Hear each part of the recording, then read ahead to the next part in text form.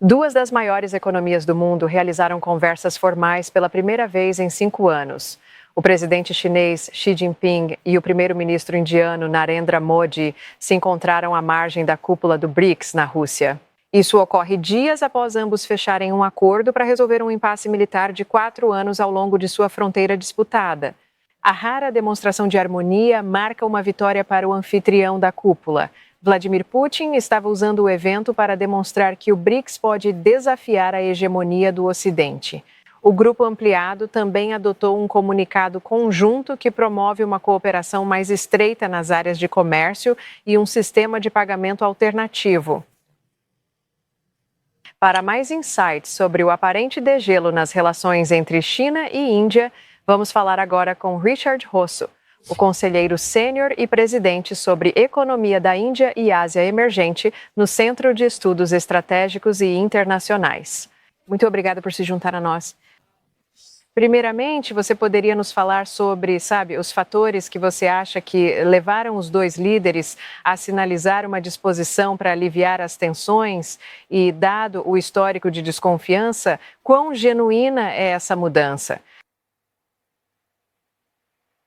Do ponto de vista da China, você olha ao redor e eles têm tensões com praticamente todos os seus vizinhos agora. Então, sempre que eles veem uma oportunidade de reduzir tensões e talvez aliviar um pouco a pressão sobre seu padrão militar e de gastos, provavelmente é uma coisa boa. Então, eu suspeito que é isso que está na mente da China. Para a Índia, é um pouco de uma mancha negra o fato de que a China conseguiu tomar posições que a Índia controlava anteriormente e a Índia tem relativamente poucas ferramentas para tentar desalojá-los. Então, ver isso ser resolvido é também uma vitória política, eu acho, para o primeiro-ministro Modi. Mas é apenas uma das muitas áreas de tensão entre os dois países. Você tem questões marítimas, questões comerciais, religiosas, claro, com o futuro do budismo em jogo. Então, este é um bom passo na direção certa entre dois vizinhos, mas certamente não desfaz todas as questões espinhosas que eles têm entre eles. Richard, por que agora, né? O que você acha do timing desse processo de desengajamento entre os dois países que, você sabe, né, está acontecendo no BRICS? Sim, eu acho que eles querem provar que o BRICS ainda tem alguma relevância. Houve alguns problemas no passado, claro, com a Índia e a China. Tensões como 2 dos 4 membros fundadores do BRICS, quando os dois tinham tensões, você ouviu algumas vozes na China falando sobre tentar expulsar a Índia. Então eu suspeito que tanto quanto a Índia quer ser capaz de, trabalhar dentro dos sistemas que são criados para a ordem internacional, mas também tentar encontrar uma voz maior em talvez alguns dos sistemas que estão sendo criados, né, mais recentemente, para desafiar essa ordem mundial. Eu acho que a Índia quer ter o bolo e comê-lo também em termos dessas funções.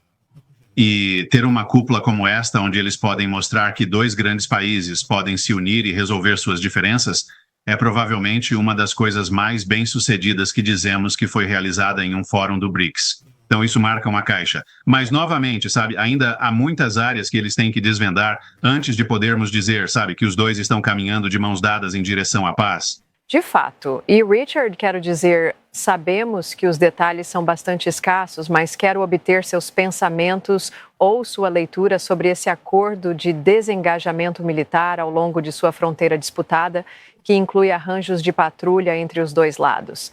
Mas é suficiente para aliviar o impasse militar e sustentar a paz a longo prazo?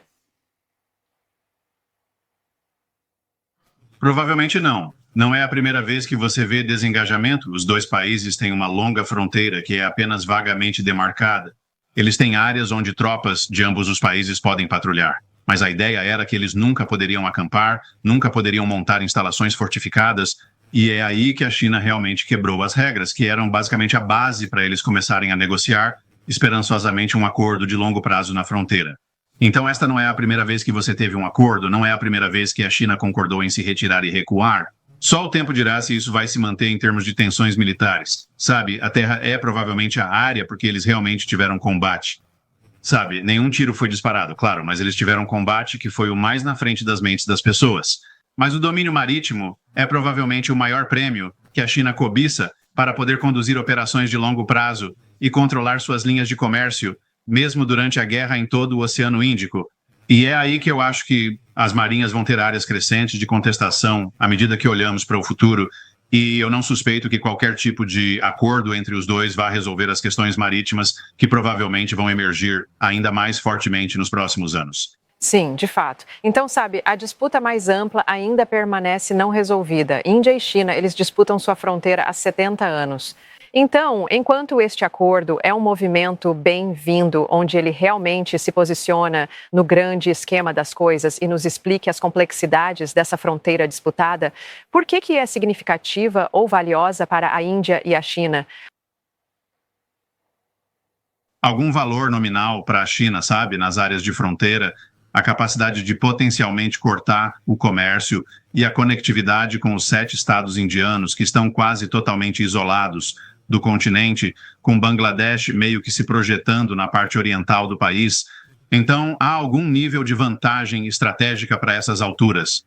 Obviamente não é uma área onde vamos cultivar alimentos e não houve nenhuma descoberta significativa de recursos naturais, mas há alguma vantagem estratégica militar por poder controlar posições de alto nível lá. Mas minha própria intuição, e eu acho que isso é compartilhado com muitos outros analistas, é provavelmente um pouco de um movimento de sondagem da China para tirar o foco da Índia do domínio marítimo. E eu acho que a Índia entende isso completamente. Mas você precisa reagir a isso. Então, se isso acontecer, você tem um confronto na fronteira. O exército indiano, de repente, está tendo muitas de suas necessidades de aquisição de capital atendidas para tentar equipar um corpo de montanha. O que isso vai fazer para a capacidade da Índia de projetar poder no domínio marítimo, né? Então, eu acho que do interesse de Pequim, a terra, o território tem algum valor estratégico nominal, mas o maior é tentar tirar o foco da Índia do verdadeiro prêmio, que é o domínio marítimo.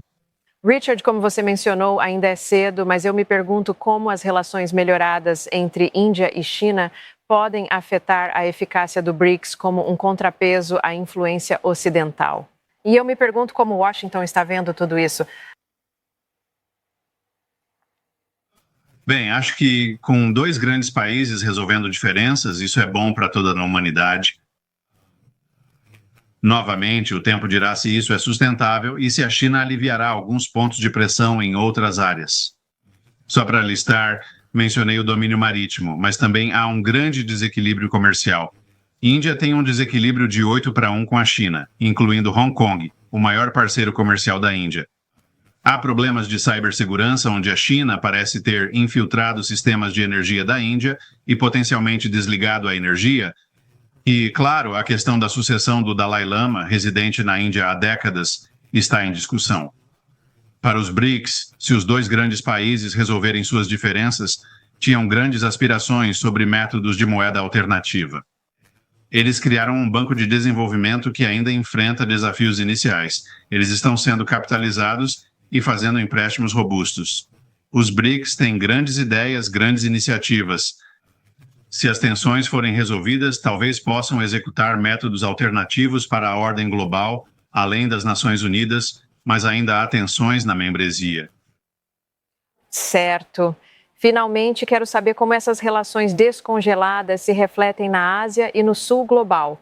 Você mencionou que a questão marítima entre China e Índia ainda permanece. Sim, e acho que muitos de nós, ao pensar em questões marítimas na China, pensamos no Mar do Sul da China, no Estreito de Taiwan, Mar da China Oriental ou Ilhas do Pacífico, mas para a Índia, o Oceano Índico. Outros países da ASEAN preocupados com a invasão da China gostariam de uma Índia forte, uma potência emergente, para atuar mais na vizinhança. Do ponto de vista da Índia, eles estão quase sozinhos tentando manter a paz e estabilidade no Oceano Índico. Pode não ser um ponto de tensão tão quente. Não pensamos nisso como explosivo hoje, como Taiwan, com os exercícios recentes e desafios no Mar do Sul da China. Mas a Índia ela está sozinha, segurando a tocha lá. Não há muita presença do EUA ou de outros países, então precisam aplicar máxima autoridade para manter controle e dominância.